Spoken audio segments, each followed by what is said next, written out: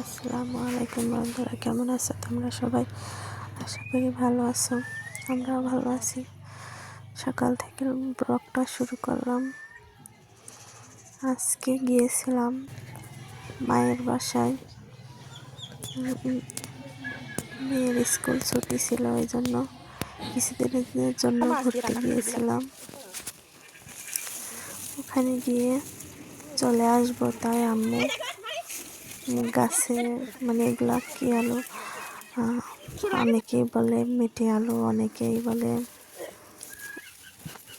গাছের আলু, যাই হোক এই আলুগুলো উঠিয়ে দিল। এগুলো নিয়ে আসবো বাসায়। খেতে ভালোই লাগে।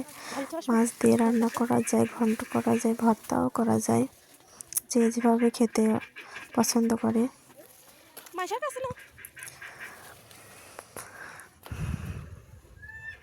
এগুলো ঘরের মধ্যে ঢেলে রেখে যায়, আরও আছে, এগুলো নিয়ে আসতে হবে। গাছ থেকে পারছিলাম অনেকগুলা। আম্মু, আমি, আমার ছোট বোন সবাই মিলে পারছিলাম। এগুলা পাড়া হয়ে গেলে একটা মান গাছ হয়েছে, ওই মানটাও উঠিয়ে ফেলবে আজকে। দেখা যাচ্ছিল অনেক বড় গাছটা, কিন্তু আসলে নিচের দিকে মান একদমই নামে নাই, ছোট হয়ে আছে। আম্মু ওইভাবেই উঠিয়ে ফেললো, বললো আবার ওখানে আরেকটা গাছ লাগানো যাবে। এই গাছ থেকে কুশিও ছড়ায় নাই।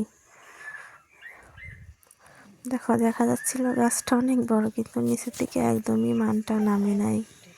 এদিকে একটা বড় আলুও পেয়েছে, আলুটা উঠিয়ে নিচ্ছে। সবগুলোই আম্মু একসঙ্গে করে একটা ব্যাগের মধ্যে ভরে আসার সময় আম্মু দিয়ে দিয়েছিল। আম্মুর বাসার সামনে অল্প একটু জায়গা আছে, এখানে সব কিছু লাগায়, চাষ করে। আসলে ইচ্ছা থাকলে উপায় হয়। অনেকে অনেক জায়গা থাকতেও লাগায় না, এইসব চাষ করে না। তবে আমার আম্মু এসব কিছুই লাগায়, নিজে হাতেই চাষ করে। এদিকে আমার কাকু একটা মাছ নিয়ে আসছিল, অনেক বড়, 12 কেজি ওজন। এই মাছটা দেখে সবাই দেখতে আসছিল, এত বড় মাছ। মাছটা কি দিয়ে কাটবে সেইটাই কেউ ভেবে পাচ্ছিল না। পরে মাংস কাটার যেই জিনিসগুলা থাকে ওইগুলা দিয়ে, ছুরি, বটি, ওইগুলা দিয়ে পিস পিস করে কাটছিল। যেহেতু এটা মাংসের মতনই, মাছের কাঁটাগুলো অনেক শক্ত, প্রায় হাড়ের মতনই।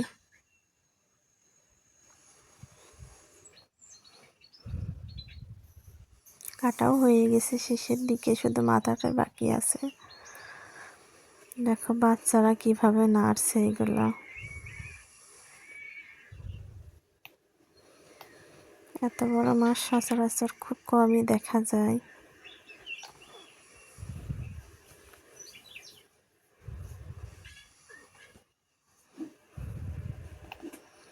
এত বড় মাছ সবাই কেনার সামর্থ্য থাকে না।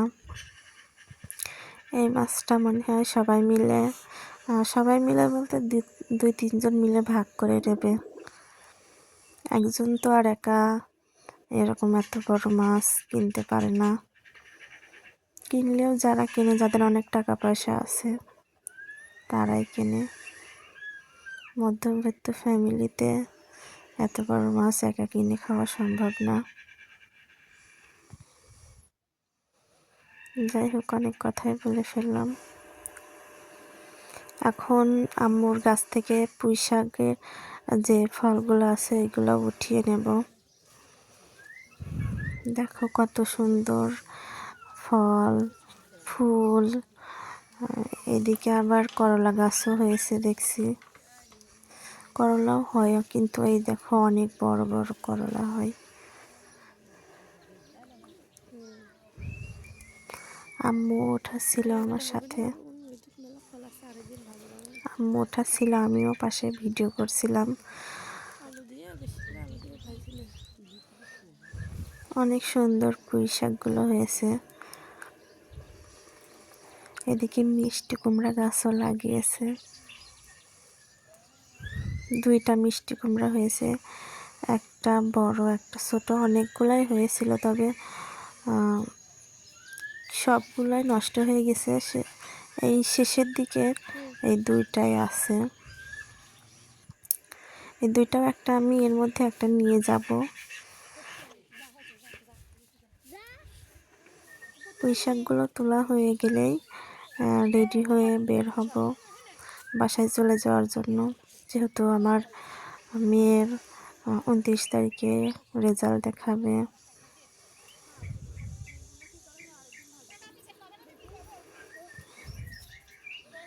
বলতে বলতে বাসায় চলেও এসেছি। এসে এই যে বাচ্চারাও এসে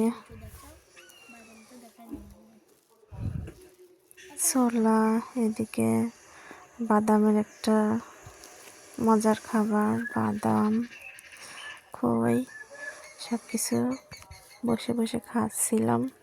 ভাবলাম একটু ক্যামেরা বন্দি করে রাখি। এদিকে দেখো আমার ঘরের কী অবস্থা, সব কিছু অগোছালো হয়ে আছে বাসায় না থাকলে যেমন হয় আর কি। আজকের ব্লগটা এই পর্যন্তই। সবাই ভালো থেকো, সুস্থ থেকো। আগামীকাল আবারও দেখা হবে ইনশাল্লাহ।